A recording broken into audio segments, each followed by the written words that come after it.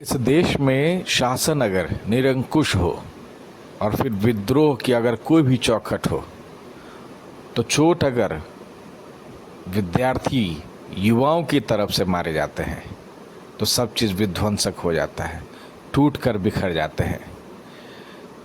Exactly यही हालात जो है झारखंड में सीजीएल के अभ्यर्थियों के साथ बने हुए हैं। अब देखिए, मुख्यमंत्री एक तरफ कह रहे हैं कि कोई धांधली हुई नहीं है, लगातार वो सिफारिश कर रहे हैं अभ्यर्थियों से कि भाई आप सबूत दीजिए। और अभी के जो हालात बने हुए अभ्यर्थियों के साथ वो अधर वाले हालात हैं। विद्रोह चल रहा है, प्रदर्शन चल रहा है, सरकार के खिलाफ आवाज़ है, आयोग के खिलाफ आवाज़ है, और इस बीच में एक आहट भी है। वो आहट जो सत्ता परिवर्तन की तस्वीर दिखा के गई थी। एक वक्त याद कीजिए, 1519 वाला ये वक्त था और उस दौरान मुख्यमंत्री थे झारखंड के रघुवर दास। एग्जैक्टली परीक्षा जो सीजीएल की है 2015 से चल रही है और अभी 2024 में हम आ गए हैं। सत्ता परिवर्तन हुआ, दो बार हुआ और दोनों बार सीजीएल के अभ्यर्थियों के साथ अन्याय ही हुआ है। लेकिन उस वक्त भी जब 15 से 19 का दौर था, उस वक्त भी अभ्यर्थियों के साथ एक मौका जो है वो ढूंढ रही थी तत्कालीन सरकार के साथ अभ्यर्थी, लेकिन वो मौका मिला नहीं, आश्वासन के सिवा कुछ भी मिला नहीं। और नतीजा ये देखिए, सत्ता परिवर्तित हो गई। ये युवाओं का आक्रोश दिखा था। अभ्यर्थी ये लगातार दावा करते रहे कि उनके वोट के चोट ने झारखंड में सत्ता परिवर्तित कर दिया। लेकिन जिस उम्मीद से अभ्यर्थियों ने सत्ता परिवर्तन करवाया, जिस उम्मीद के साथ वोट डाले एक युवा चेहरे के तौर पर कि ये जो युवा हैं मुख्यमंत्री हेमंत सोरेन, वो उनके साथ नज़र आएंगे, लेकिन हुआ बिल्कुल कुछ भी नहीं।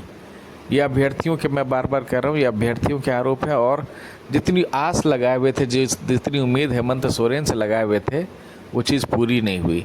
15 का ये जो दौर चल रहा था, एग्जैक्ट वही हालात अभी भी है। मुख्यमंत्री तमाम कोशिशों के बाद 2 बार सीजीएल की परीक्षा ले चुके हैं।